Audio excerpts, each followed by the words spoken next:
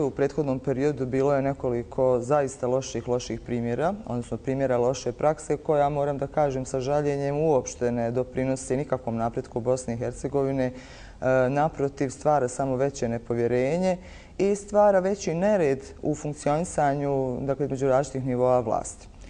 I to je sigurno jedna, da kažem, ta tragična posljedica.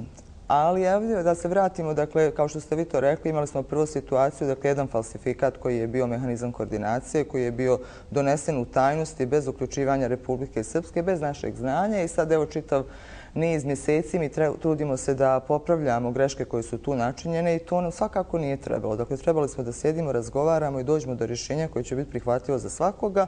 Napravljena je elementarna greška da vi čak ni onda kad izrađujete mehanizam koordinacije ne koordinirate. Kako onda možete očekivati da ćete koordinirati u provođenju nekih aktivnosti? Dakle, apsurd broj 1.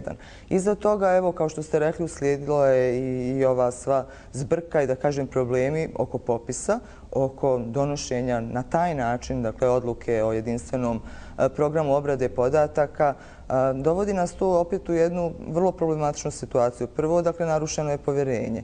Odustali smo od nečega što se zove konsenzus, dogovor, dogovaranje, uvažavanje svakoga i uz ignorisanje stavova Republike Srpske. Dakle, direktor je odlučio tako kako je odlučio. To je sada otvorilo čitavo, dakle, more nekih drugih problema koji se moraju rješavati, ali ne znamo na koji način će se rješavati ako je urušeno povjerenje na taj način. Dakle, da li država može da funkcioniše i da li ona može da opstane, da živi sa toliko falsifikata? Teško je da može.